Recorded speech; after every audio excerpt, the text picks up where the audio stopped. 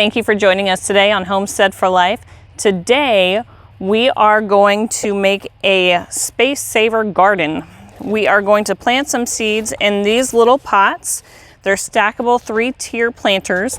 These came from the Dollar Tree, which is now $1.25. I'm told they only last for 1 year. But for 1 year, they should be pretty good, get us started. So for those of you thinking about starting a garden, you want to start a garden, you don't have a lot of space, that's fine. These are the perfect answer to that, okay? So I picked up, 6 of them. And how they work, you fill them up with dirt.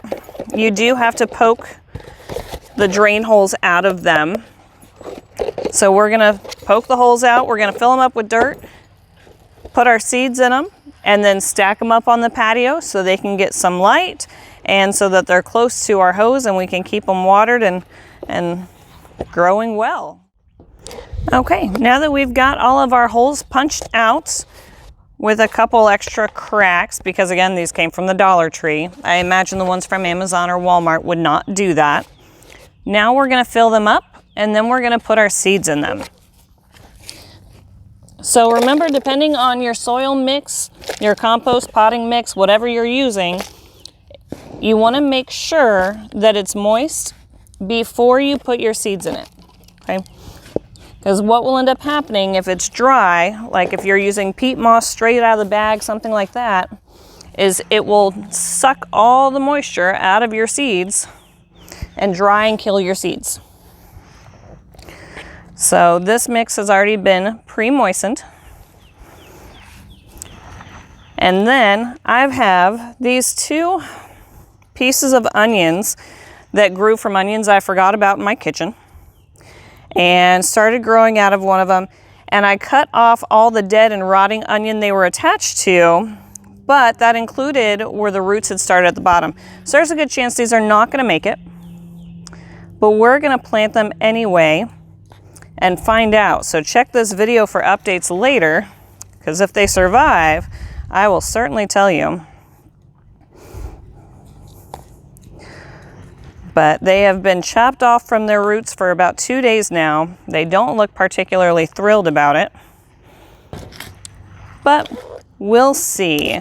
We'll see how it goes. The other things I'm gonna be planting are tomatillos. The roots get a little big for these, so I'm not gonna plant a lot of them.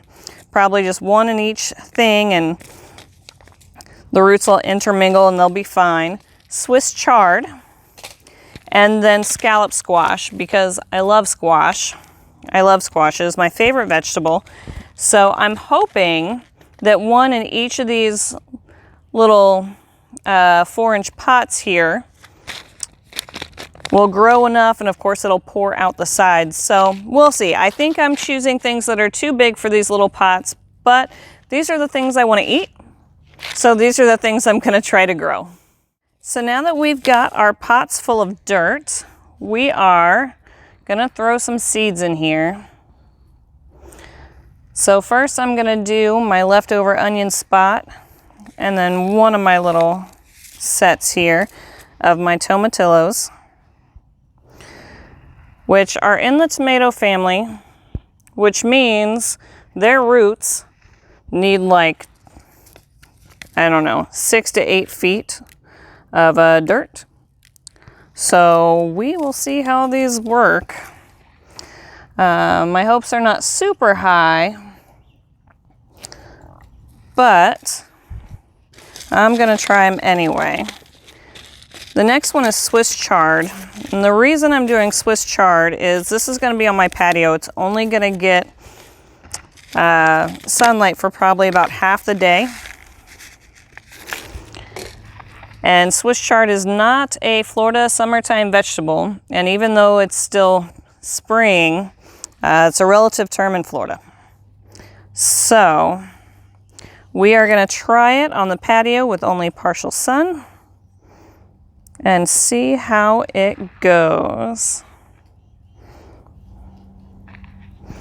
Okay. So 6 little Swiss chard seeds.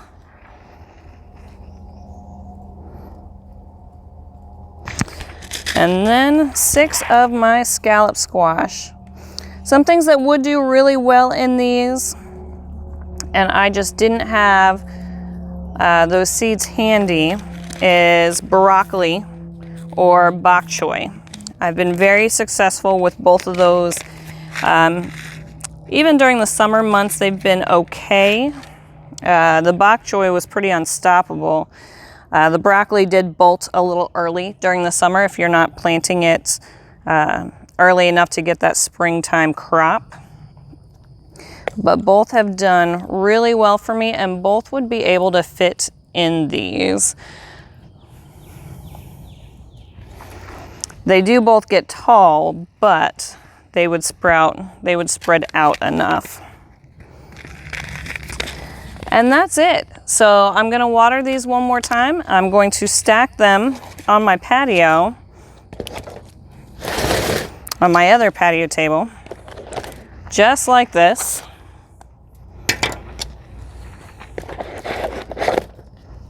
And we will see how they go.